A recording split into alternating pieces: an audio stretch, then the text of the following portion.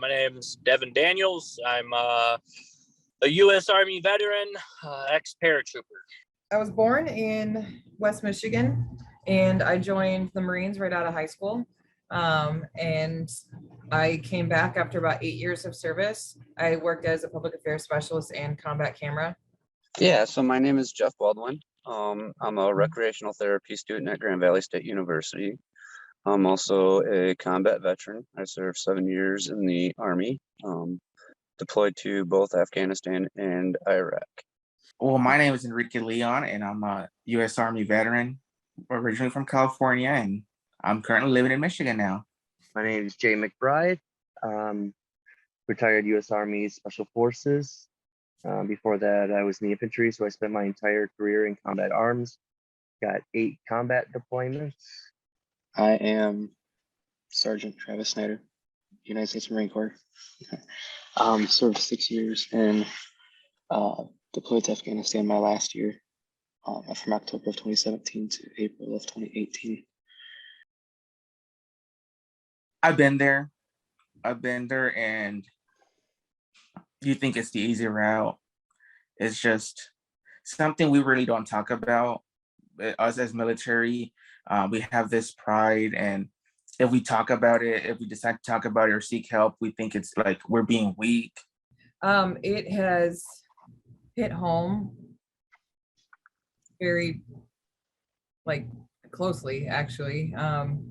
In 2020, I had 2 friends pass from suicide. On our return, we lost one of our own to suicide in April of 2019.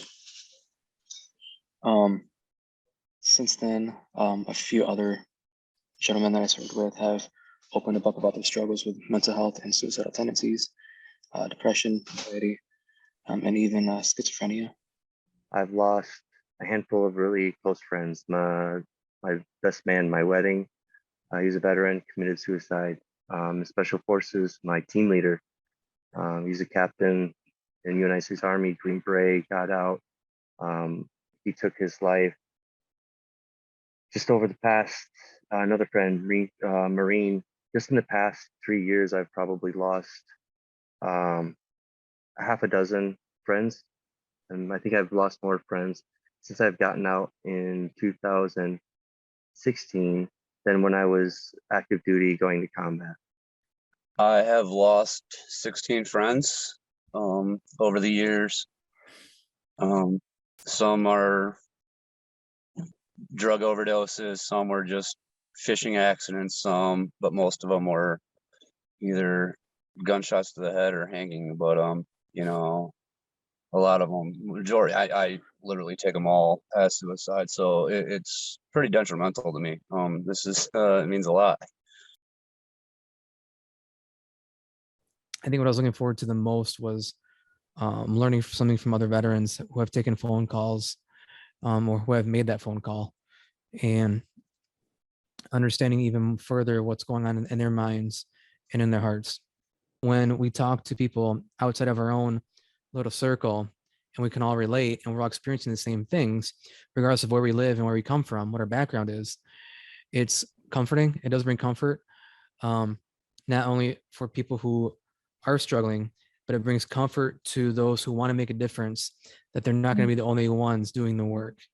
Having something new that was created on the basis of veteran ideas, because that's really what you guys did. You guys reached out to veterans and said, hey, what's fucked up? How do we unfuck it?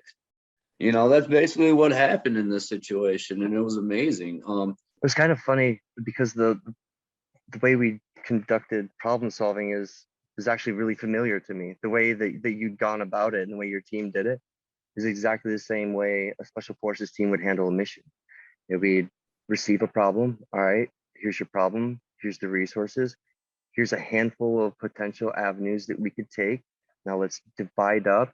You try this solution, you try this one, you try this one. Let's hear what everyone has to say individually.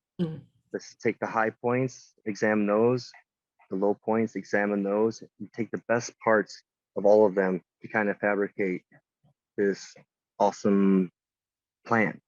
and that's what you did. So the process was natural, and it was nice to see it, because I haven't done that sort of problem solving since I've gotten out, like on a real problem. Yeah. It's not just a few peers in a classroom trying to figure out a simple class assignment, but to tackle something that actually means something to somebody and will impact and affect people's lives for the better. I really like that aspect of it. So you and Amanda were just so open and like genuinely caring about our experiences, and it just because of that just genuine care, it was easy to open up, and then you like were interested in like our hearts and our experiences, and so yeah, it was easy to trust you too. At first, I'm like, all right, yeah, I'm a bet. They need someone to ask some questions. They need some data. They need a case study, or they need data, and I'm a bet, and I fill that hole.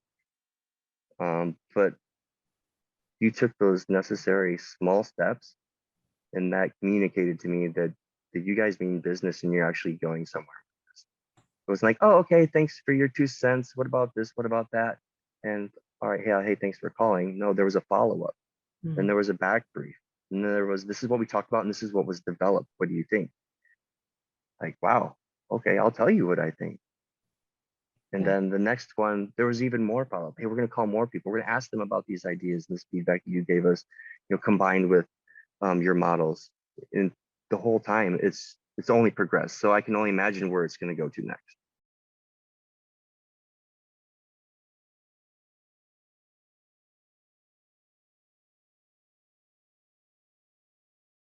We were kind of guiding because we were subject matter experts and we didn't realize it, honestly. I didn't realize I was subject matter expert just because of engaging with veterans a lot.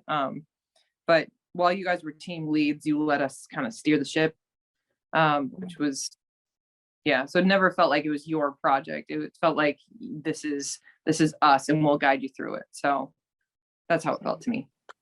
This is the first time I guess anyone has ever asked me if I've ever been involved or dealt with any suicidal ideations. So this is, I've been out for 6 years, and same thing for everyone. Dude, Cody and Tim, I know for sure that was the first time they had spoken about it. So we all deal with these problems, but this is the only time in my life I've been asked about them. I feel that helping vets is the solution, regardless of the program. That just seems to be the network that works. Is to see that natural network being leveraged makes me feel good, because it's been proven time and time again that works. And with talking to friends and asking them, why do you call other vets? Why do you call me? Why don't you use these other resources? It all comes back. They all say the same thing. It's echoed over and over. The same issues with trying to get to someone who's empathetic toward the situation, isn't just trying to diagnose them or evaluate them. You came to us, you asked us for help. That's not normally the way it goes. We go to the VA to get help. We call our psychiatrist to get help. We call our friends to get help. This is really honestly the first time where somebody reached out and been like, let's fix some shit.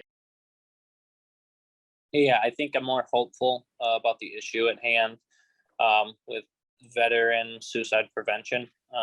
Before, I didn't feel as hopeful as the current situation that we have at hand and it improving, but after going through this, it's given me more insight and something to look forward to now in an actual solution. When you first find a purpose, it's a beautiful thing. It's like a Christmas gift. You unwrap it. It's like, you feel like you're doing something and you're making a difference. For me, this is extreme. Like, just actually knowing that this is another way that we can reach out to those that don't want help, that just bury themselves. Because I've been in that boat too, and it's like, something's got to break. Really, this is truly the first time where, in my really big experience, where I've had a civilian come out and been like, hey, how can I help you? it felt like I was a part of something bigger than myself. And that's honestly why I joined the military in the first place, is because I wanted to be a part of something bigger. And when, you know, and it was just a different aspect, but this massive topic that is so painful for our community, and then being a part of something that's just like, you know, if it works, like whether it works or it doesn't work, we're going to actively pursue something to change it. So I just felt like I was part of something bigger, and I appreciated that. Yeah, so it means a lot. And knowing that there could be a resource available in the future that would have prevented the friends that I've lost from taking their life is huge. But yeah, that's purpose right there. I mean, that's my purpose. That's what I'm trying to pursue in other aspects of my life. You know, just being a whole part of it, you know, it's like there's things that actually can be implemented that, you know, a lot of us have the same thoughts. Now we're just putting these words to actual papers to present things. So, you know, it feels really, really good.